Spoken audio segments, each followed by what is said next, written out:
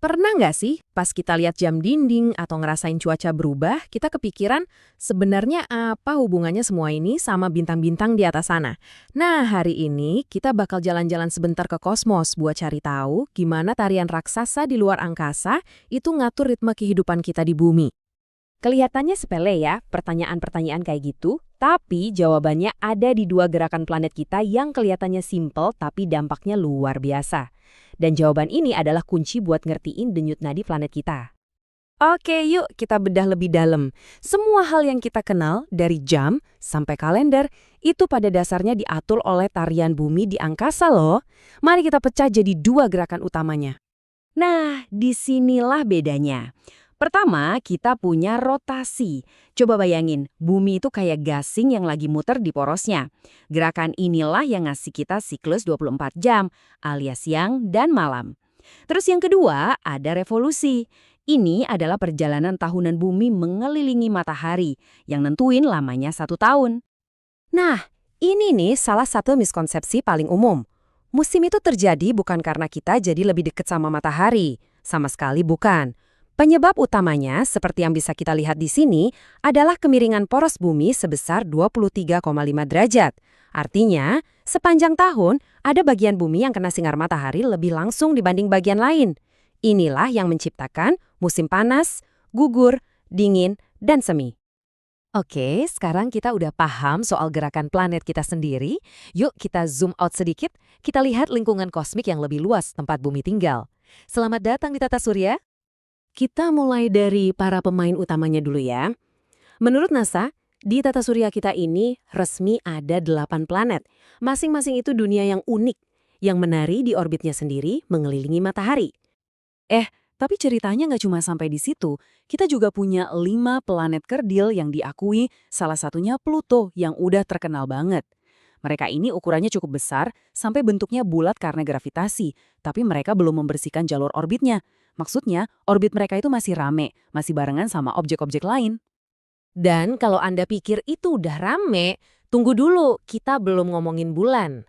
Ada lebih dari 200 satelit alami alias bulan yang terdeteksi mengorbit planet-planet di tata surya kita.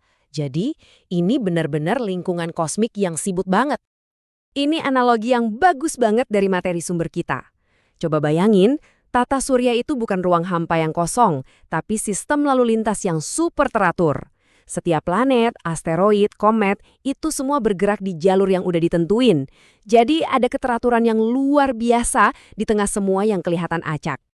Jadi gimana para ilmuwan ngatur semua planet ini? Ada 2 cara utama. Pertama, berdasarkan sabuk asteroid, kita bagi jadi planet dalam yang berbatu sama planet luar yang isinya raksasa gas. Kedua, berdasarkan posisi mereka dari bumi. Ada planet inferior yang lebih dekat ke matahari daripada kita, dan planet superior yang orbitnya ada di luar orbit bumi. Dari sekian banyak benda langit di luar sana, ada 2 yang pengaruhnya paling langsung dan paling dahsyat ke kehidupan di bumi. Yuk, kita fokus lagi ke tetangga terdekat kita, matahari dan bulan. Matahari itu, lebih dari sekedar bola gas panas raksasa. Dia itu ibarat mesinnya planet kita. Matahari menggerakkan siklus air, ngasih makan semua tanaman lewat fotosintesis, dan pada dasarnya jadi sumber hampir semua energi di bumi.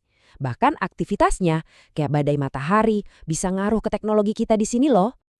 Terus jangan remehkan bulan juga, pengaruhnya besar banget. Tarikan gravitasinya itu yang bikin ada pasang surut air laut, yang penting banget buat ekosistem pantai dan industri kayak perikanan sama pertanian garam. Siklus bulan juga jadi dasar banyak kalender budaya dan agama di seluruh dunia. Tentu aja, isinya tata surya kita itu nggak cuma planet sama bulan aja. Tata surya juga penuh sama benda-benda lain yang lebih kecil tapi nggak kalah menarik. Nah, sering bingung nggak sih bedanya meteoroid, meteor, sama meteorit? Ini penjelasannya. Semua berawal dari meteoroid, batu yang ngambang di luar angkasa. Kalau dia masuk ke atmosfer kita, dia jadi meteor, cahaya terang yang kita sebut bintang jatuh itu. Nah, kalau ada sisanya yang berhasil sampai ke tanah, itu baru namanya meteorit. Dan ini dia penghuni lainnya yang nggak kalah seru. Ada asteroid, sisa-sisa batuan dari pembentukan planet yang kebanyakan ngumpul di sabuk asteroid. Ada komet, si bola salju kosmik dari es dan debu. Dan tentunya ada planet kerdil kayak Pluto yang memenuhi beberapa syarat jadi planet tapi nggak semuanya. Oke, sekarang kita zoom in lagi, balik ke rumah kita, ke bumi. Setelah ngerti semua gerakan dan benda-benda tadi, kita bisa lihat gimana siklus-siklus kosmik ini nyambung ke pola iklim jangka panjang planet kita. Jadi, kalau kita ngomongin perubahan iklim dalam konteks ini bukan soal cuaca besok bakal hujan atau panas ya. Seperti yang dijelaskan di sini, ini adalah perubahan kondisi rata-rata, kayak suhu dan curah hujan, dalam rentang waktu yang sangat panjang. Iklim bumi itu sebetulnya selalu berubah, dan ada ritme alaminya. Coba deh lihat skala waktunya, ini yang menarik. Dalam skala tahunan, letusan gunung berapi bisa mendinginkan planet sementara. Dalam skala ratusan tahun, perubahan energi matahari ikut berperan. Dan dalam skala ribuan tahun, perubahan kecil di orbit dan kemiringan bumi, yang disebut siklus Milankovitch, itu secara fundamental mengubah iklim kita, bahkan bisa memicu zaman es. Dan ini membawa kita ke satu pertanyaan penting. Kita udah lihat gimana ritme kosmik yang alami udah ngebentuk iklim bumi selama jutaan tahun. Pertanyaannya sekarang, dengan memahami denyut nadi alami planet ini, bagaimana ya tindakan kita saat ini mungkin mengubah tempo kuno itu? Nah, itu pertanyaan yang layak kita renungkan bersama. Terima kasih sudah menyimak.